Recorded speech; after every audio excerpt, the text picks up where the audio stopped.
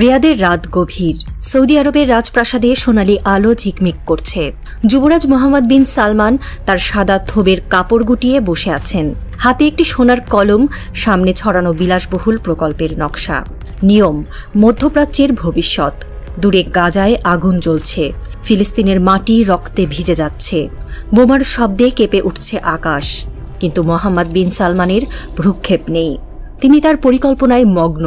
শুধু সৌদি নয়, আরব আমিরাতের গগনচুম্বী প্রাসাদে, কাতারের বিলাসবহুল অট্টালিকায় প্রতিটি মুসলিম অভিভাবক নির্বিকার। ফিলিস্তিনের রক্তে মধ্যপ্রাচ্য ভাসছে, কিন্তু তাদের চোখে শুধু নিজের স্বার্থের আলো। দূরে একটি বিমানের গর্জন ভেসে এলো, যেন ফিলিস্তিনের আর্তনাদ। গাজা আজ ধ্বংসস্তূপে পরিণত। ইসরায়েলের বোমা একের পর এক পড়ছে, বাড়ি ভেঙে পড়ছে, শিশুদের কান্না থামছে না। ফিলিস্তিনিদের বাস্তুহারা করে ইসরায়েল তাদের স্বপ্ন পূরণ করছে, গ্রেটার ইসরায়েল। তেল আবিব থেকে এই পরিকল্পনা চলছে বছরের পর বছর। তারা চায় মধ্যপ্রাচ্যে একছত্র আধিপত্য। পশ্চিমা দেশগুলো তাদের পিঠে হাত রেখেছে, অস্ত্র দিয়েছে, অর্থ দিয়েছে। কিন্তু আরব শেখরা কি করছে? তারা কি ফিলিস্তিনের পাশে দাঁড়িয়েছে? না, তারা নিজেদের স্বার্থে ব্যস্ত। ফিলিস্তিন মধ্যপ্রাচ্যের বুকে ছোট্ট একটি জমি, কিন্তু ইসরায়েল সেখানে শেকড় গেড়েছে, ধীরে ধীরে গিলে খাচ্ছে পুরো ফিলিস্তিনিকে। কোনো আরব দেশ একটি বোমাও ফেলেনি, ফিলিস্তিনকে বাঁচাতে এগিয়ে আসেনি। মুসলিম বিশ্বের শক্তিশালী দেশগুলোর কাছে এটা যেন একটি দূরের গল্প। মিশরের সঙ্গে ফিলিস্তিনের সীমান্ত।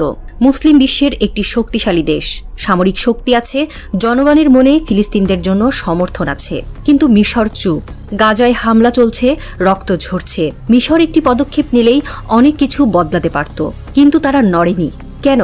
মিশরের শাসকদের স্বার্থ যুক্তরাষ্ট্র ও ইসরায়েলের সঙ্গে জড়িত। তারা জানে ইসরায়েলের বিরুদ্ধে দাঁড়ালে আমেরিকার সমর্থন হারাবে, তাদের অর্থনীতি ভেঙে পড়বে। তাই তারা নিশ্চুপ। সীমান্ত খুলে ফিলিস্তিনদের আশ্রয় দিতে পারত, কিন্তু তাও করেনি। গাজার আগুন তাদের মনে আঁচড় কাটছে না। ইসলামের পবিত্র ভূমি সৌদি আরব, শাসন ক্ষমতায় বাদশাহ সালমান, কিন্তু আসল ক্ষমতা যুবরাজ মোহাম্মদ বিন সালমানের হাতে। তিনি স্বপ্ন দেখেন সৌদি হবে মধ্যপ্রাচ্যের ব্যবসা বিনোদনের কেন্দ্র। এই স্বপ্নে তিনি যুক্তরাষ্ট্রের সমর্থন চান। তিনি ক্ষমতার সিঁড়ি বেয়ে উঠেছেন দ্রুত, প্রতিবাদী কণ্ঠকে নিষ্ঠুরভাবে চুপ করিয়েছেন। গাজায় ফিলিস্তিনিরা মরছে, কিন্তু মোহাম্মদ বিন সালমানের ভ্রুক্ষেপ নেই। তিনি তার ক্ষোভ গুটিয়ে দিন পার করছেন। সৌদির অস্ত্র আমেরিকার কাছ থেকে কেনা। ইসরায়েলের বিরুদ্ধে যুদ্ধে গেলে সাপ্লাই বন্ধ হবে, তাদের অর্থনীতি ধ্বংস হবে, রাজতন্ত্র ঝুঁকিতে পড়বে। তাই তারা চুপ। ফিলিস্তিনের রক্ত তাদের কাছে গুরুত্বহীন। সৌদির ঘনিষ্ঠ বন্ধু সংযুক্ত আরব আমিরাত। দেশটি আমেরিকার অত্যাধুনিক সামরিক ঘাঁটির আবাস। কোটি কোটি ডলারে তারা ওয়াশিংটন থেকে অস্ত্র কেনে। প্রায় অর্ধ দশক আগে তারা ইসরায়েলের সঙ্গে সম্পর্ক গড়েছে। আমিরাতেও মধ্যপ্রাচ্যে প্রভাব বাড়ানোর স্বপ্ন আছে। গাজার সংঘাতে তারা নির্বিকার। ফিলিস্তিনদের দুঃখ তাদের স্পর্শ করে না। তাদের স্বার্থ আমেরিকা ও ইসরায়েলের সঙ্গে। গগনচুম্বী প্রাসাদে বসে তারা নিজেদের ভবিষ্যৎ গড়ছে। ফিলিস্তিন তাদের কাছে একটি ভুলে যাওয়া গল্প। কাতার একটি জটিল খেলায় মেতেছে। এই দেশে আমেরিকার গুরুত্বপূর্ণ সামরিক ঘাঁটি। ইসরায়েলের সঙ্গে সম্পর্ক ভালো, আবার ফিলিস্তিনি যোদ্ধাদের প্রতি সহানুভূতি দেখায়। কিন্তু এটা শুধু দেখানো। কাতার বছরের পর বছর মধ্যস্থতাকারীর ভূমিকা নিয়েছে। গাজার সংকটে তারা কথা বলে, কিন্তু কাজ করে না। তারা জানে এই সংঘাত তাদের জন্য সুযোগ। যে দেশ গাজার সমাধান করবে তারাই মুসলিম বিশ্বের নেতা হবে। তাই তারা আগুন জ্বলতে দিচ্ছে। ফিলিস্তিনিদের কান্না তাদের কাছে একটি কৌশল। ইসরায়েলের পেছনে আমেরিকা। তারা ইরানের উপর চাপ দিচ্ছে, ফাইটার জেট উড়ছে, যুদ্ধজাহাজ মোতায়েন। কিন্তু এটা শুধু চাপ। আমেরিকা জানে ইরানের সঙ্গে যুদ্ধে গেলে মধ্যপ্রাচ্যে তাদের অবস্থান হারাবে। তাই তারা ইরানকে ব্যস্ত রাখছে, যাতে সিরিয়া, হিজবুল্লাহ বা গাজায় মন না দেয়। আমেরিকার লক্ষ্য গাজা থেকে ফিলিস্তিনিদের বের করে দেওয়া।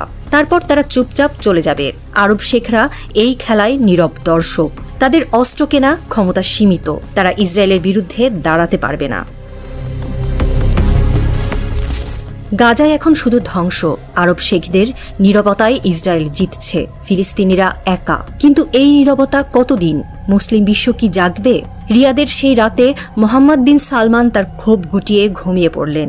গাজায় আগুন জ্বলছে, ফিলিস্তিনের রক্ত ভাসছে, কিন্তু তার ভ্রুক্ষেপ নেই। শুধু সৌদি নয়, আমিরাতের প্রাসাদে, কাতারের অট্টালিকায় প্রতিটি মুসলিম অভিভাবক নির্বিকার। দূরে একটি বিমানের গর্জন, এটি কি ফিলিস্তিনের কান্না? ঢাকার আকাশে বুড়িগঙ্গার তীরে এক তরুণ স্বপ্ন দেখছে, হয়তো একদিন কেউ আসবে যিনি এই নীরবতা ভাঙবেন, ফিলিস্তিনের জন্য লড়বেন। রাতের তারারা নীরবে সাক্ষী থাকল।